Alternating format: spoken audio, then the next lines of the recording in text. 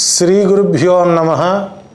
మన సర్కార్ ప్రేక్షకులకి శ్రీ క్రోధినామ సంవత్సర ఉగాది శుభాకాంక్షలు, శుభాశిస్సులు. ఈ క్రోధినామ సంవత్సరం విశ్వమండలంలో నిర్మాణమైన వ్యవస్థలో విశ్వమండలంలో ఎలక్షన్స్ పూర్తయిపోయాయి. ఈ ఎన్నికలలో కుజుడి యొక్క కూటమి బలమైనటువంటి స్థానాలు గెలుచుకోవటం వల్ల ఆధిపత్యాలు మొత్తం కూడా వారే కైవసం చేసుకున్నారనడంలో ఎలాంటి సందేహం లేదు. ఈ సంవత్సరం క్రోధినామ సంవత్సరాన్ని మనం ఒక్కసారి పరిశీలించినప్పుడు కామ, క్రోధ, లోభ, మోహ, మదమాత్సర్యాల చేత పీడించబడిన అరిషడ్ వర్గాల బాధితులు మనం చూస్తుంటాం. అందులో రెండవ కవర్గమైనటువంటి క్రోధ నామ సంవత్సరం ఈ సంవత్సరం మనం ఉగాదిగా నామకరణం చేసుకున్నాం.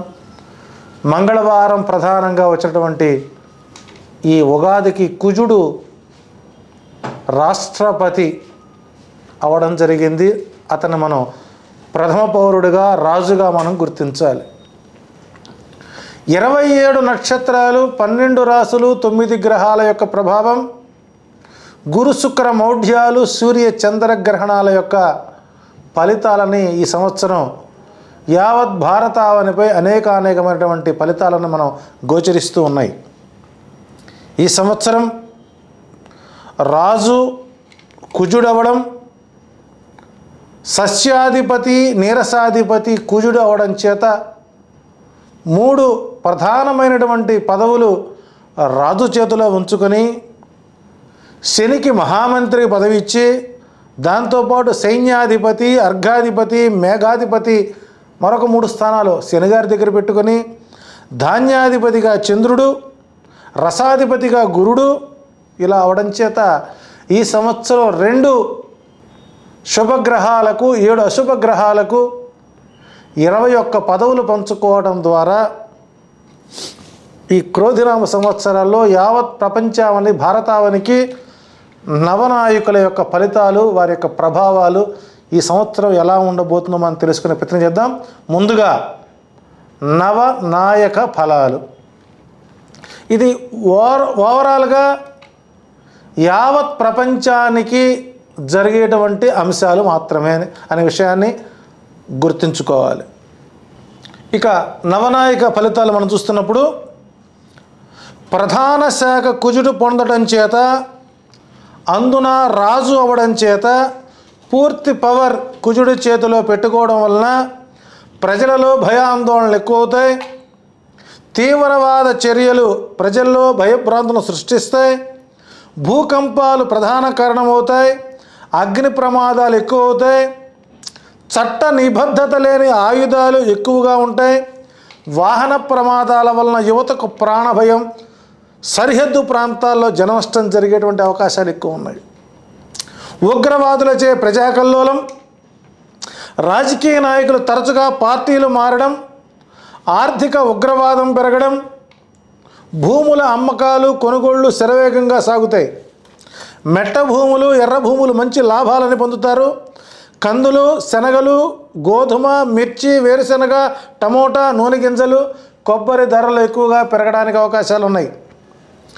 వెల్లుల్లి, ఉల్లి దిగుబడి తక్కువగా ఉంటుంది. అట్లాగనే ధర కూడా పూర్తిగా వచ్చేటువంటి అవకాశాలు లేవు.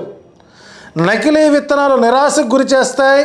పాల ఉత్పత్తులు, పాల ధరలు పెరిగేటువంటి అవకాశాలు ఎక్కువగా ఉన్నాయని గోచరిస్తూ ఉన్నాయి. వర్షాధార పరిస్థితి అంతంత మాత్రంగానే ఉంటుంది. సాధారణ వర్షపాతం ఉంటుంది. విశేషించి ఎరుపు రంగు వానలు, రక్తపు వర్షాలు కురిసేటువంటి అవకాశాలు ఎక్కువగా ఉన్నాయి. నీరసాధిపతి కూడా కుజుడవడం చేత వెండి, బంగారం, కంచు ధరలు అధికమవుతాయి. లోహాలకు ధర పెరిగేటువంటి అవకాశాలు ఎక్కువ ఉన్నాయి. సరుకుల రవాణాలో వాహన ప్రమాదాలు ఎక్కువగా జరుగుతాయి.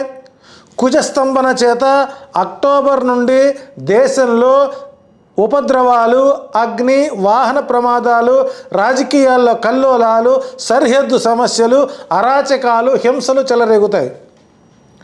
పాములు, మృగాలు జనారణ్యాల్లోనికి ప్రవేశించడం వల్ల ప్రభుత్వానికి ఆందోళన ఎక్కువవుతుంది. భూకంపాలు, జల ప్రళయాలు సంభవిస్తాయని చెప్పడంలో ఎలాంటి సందేహం లేదు. ఇక ప్రకృతి పరంగా చూసినట్లయితే చైత్ర వైశాఖ మాసాల్లో అగ్ని ప్రమాదాలు, ఫ్యాక్టరీల్లో ఊహించని సంఘటనలు, మశూచి, కలరా, డెంగ్యూ వంటి వ్యాధులు ఎక్కువగా పునరావృతమయ్యే అవకాశాలు ఎక్కువ ఉన్నాయి. జ్యేష్ఠ మాసంలో ధాన్యము, బియ్యం, ఆర్గానిక్ దినుసులకు ధరలు బాగా పెరుగుతాయి. ఆషాఢ మాసంలో ధరలు అందుబాటులో ఉంటాయి.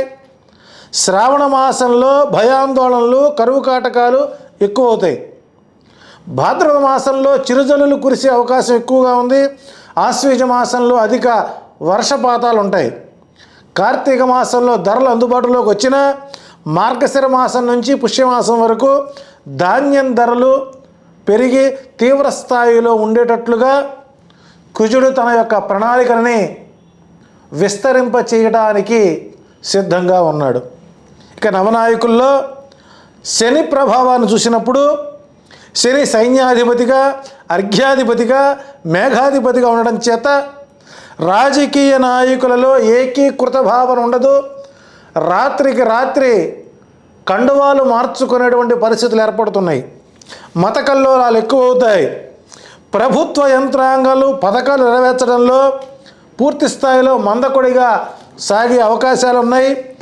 బిల్డింగ్ మెటీరియల్స్, అపార్ట్మెంట్ ధరలు, ఇనుము, ఇసుక, ఇటుక, బొగ్గు, రాయి వంటి గృహ నిర్మాణాలకు ధరలు బాగా పెరిగే అవకాశాలు ఉన్నాయి. నువ్వులు, నూనెల ధర ఎక్కువగా పెరుగుతుంది. మేఘాధిపతి శని కావడం వల్ల నల్ల ధాన్యాలకు, మినుములకు, ఉలవలకు అధిక ధర పలుకుతాయి. ప్రజలకు నరములకు సంబంధించినటువంటి రోగాలు ఎక్కువ అవుతాయి. డిప్రెషన్ టాబ్లెట్స్ ఎథికల్ ప్రొడక్ట్గా మారే అవకాశాలు ఎక్కువగా ఉన్నాయి. రాజకీయ ఒడిదుడుకులు, ప్రజాక్షోభ ఎక్కువగా ఉంటుంది. ఏ ప్రభుత్వం అధికారంలోకి వచ్చినా నవంబర్ నెల వరకు ఒడిదుడుకులు ఎదుర్కోవాల్సిందే.